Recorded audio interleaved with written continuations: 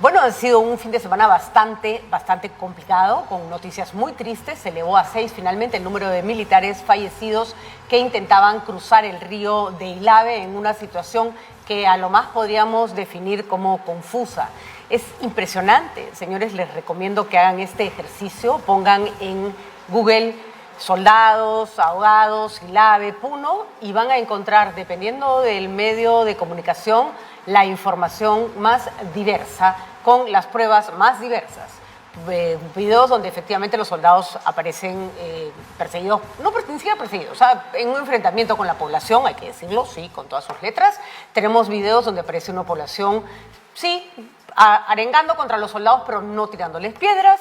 Es verdad que hay pocos periodistas que estuvieron en la zona, poquísimos en realidad. El Diario de la República estuvo ahí. Me parece una injusticia acusar al Diario de la República de azuzar la violencia cuando lo que está haciendo es informando. Bien harían los medios que tratan al Diario de la República sin mandar un reportero a la zona para saber qué cosa está pasando exactamente, ¿no es cierto? Me parece que el gobierno lo que tiene que hacer es dar una explicación clara y no un comunicado sobre la base de una información que no ha trascendido como debiera. Hay, repito, incluso hay testimonios contradictorios por parte de los soldados. Hay varios temas acá que me interesa señalar antes de empezar con el programa. En primer lugar, si ustedes revisan, yo sé que a mucha gente no le gusta el texto de la Comisión de la Verdad. Yo no les voy a pedir que lo lean y que abracen todas sus teorías o todas sus manifestaciones, porque eso es inútil. Simplemente escuchen los testimonios. La Comisión de la Verdad está haciendo un esfuerzo enorme, y me parece muy bien, el Museo de la Memoria, el lugar de la memoria, está haciendo un esfuerzo enorme por darle forma a esos testimonios que algunos escuchamos en el año 2000 y contextualizarlos y además mejorar sus audios y entrevistar a los parientes de los sobrevivientes de la guerra del terrorismo. Y estamos hablando de militares, soldados, policías y, por supuesto, población civil. Y dense cuenta de lo que pasó. Uno de los grandes problemas que ocurrió fue enfrentar un problema de terrorismo como si se tratara con una guerra con un enemigo extranjero. Entonces, venía Sendero, llegaba a un lugar alejado, donde la presencia del Estado era poca o nula, donde la vida dependía básicamente de las decisiones de sus jefes de comunidad.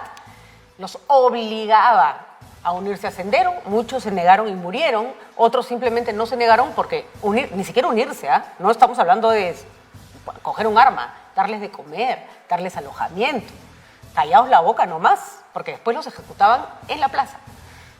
Y luego venían los militares, los acusaban de ser senderistas, de haber colaborado con Sendero y mataban a los que quedaban.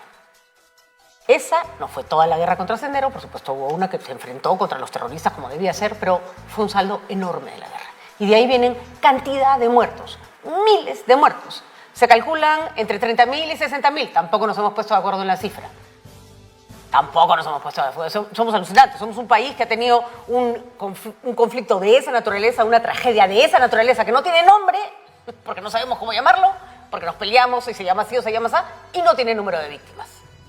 Hoy día van los militares, se militariza una zona con población civil, se mezcla al que quema la comisaría con la señora que está marchando con su hijo en la espalda, se les asume a todos por igual, no se hace un trabajo delicado que se tiene que hacer con una población que está enardecida y también está asusada, y ocurre lo que ocurre, ¿no es cierto? Entonces, todas esas personas que dicen, se está enfrentando a Sendero Luminoso, yo no voy a negar que hay entre los manifestantes gente que se está aprovechando de la violencia y probablemente gente muy ideologizada y probablemente gente de grupos subversivos. Pero hay muchísima gente, miles de peruanos que no son eso. Y si se les combate como se les combatió en los 90 y en los 80, porque sobre todo, y esto no es una defensa para Fujimori, pero sobre todo la mayoría de muertos y desaparecidos son de los 80, si se vuelve a aplicar la misma teoría de trabajar con la población civil como si fuera un enemigo de guerra, como quieren muchos medios de comunicación, pasa lo que pasa. Nuestros soldados tienen que aprender a nadar, disculpen, tienen que aprender a nadar. No pueden hacer servicio militar obligatorio chicos que no saben nadar, porque entonces si hay una guerra y tienen que cruzar un río se van a ahogar. Y si alguien no sabe nadar, tiene que tener algo parecido a un chaleco como el que se usa en los aviones. Señores, no me quiero hacer la importante, he nadado 21 kilómetros en el mar, he hecho la ruta Olaya. sé nadar muy bien y no me meto a un río y lave con peso, con frío. ¿Qué pasó? ¿Les dieron la orden? ¿No les dieron la orden? No es primera vez que mueren soldados porque no saben nadar. Hace unos años murieron en la Costa Verde, no por un tema de violencia. Estaban soldados celebrando, habían terminado su entrenamiento, no me acuerdo muy bien, habían terminado creo que su preparación. Y vino una ola, se llevó un montón de chicos y los ahogó. Es normal que hay un montón de gente en el Perú que no sabe nadar. Pero más vale que los identifiquemos cuando entran a hacer el servicio militar obligatorio antes de mandarlos a cruzar un río, ¿no? Porque así hubiera sido perseguido por la población, salvo que estés a punto de morirte, no haces que un chico cruce un río o un chico no cruce un río. Si no sabe nadar, con peso en la espalda en un río helado. Exigimos que la investigación sea seria, que el Estado deje de hablar de la población en términos generales como si fueran terroristas, que los ministerios dejen de justificar la violencia contra la población civil como lo ocurría contra la madre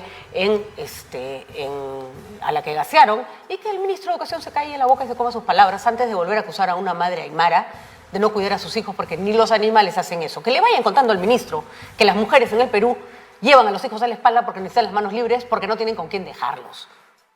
Que les cuenten al ministro que hay una mujer presa, que por supuesto tiene que ser investigada por presuntamente haber estado financiando las marchas, y que uno de los argumentos de la jueza para darle 36 meses de prisión preventiva, como si se tratara más o menos de un narcotraficante peligroso, fue que había dejado a sus hijos en Puno y no tenía arraigo familiar. Que entonces las mujeres siempre pierden. Si traen al hijo las gasean y si no traen al hijo las meten presas. Lo que está pasando en nuestro país es horrible. Es horrible. Y ya pasaron cosas horribles y no las supimos manejar. Hablamos, sí, se derrotó el terrorismo. Claro que se derrotó el terrorismo. Y por supuesto que se derrotó el terrorismo gracias al trabajo de muchos peruanos que se fajaron, las Fuerzas Armadas, la policía, los comuneros, los aymaras que persiguieron a los terroristas para que no entraran a su zona, los ayánicas que entre todos se pintaron la cara y fueron con sus lanzas a sacar a todos los terroristas que se habían metido a sus tierras y que los mataron como gallinas. Sí. Claro que se peleó una guerra contra el terrorismo, pero también se peleó pésimo esa guerra durante muchos años. ¿Lo vamos a volver a hacer? ¿Vamos a volver a gritar que hay terrorismo y mezclar todo y dispararle a la gente? No, me parece que no. Y es algo que tenemos que reclamar. Si no, las heridas en este país no se van a cerrar nunca, jamás.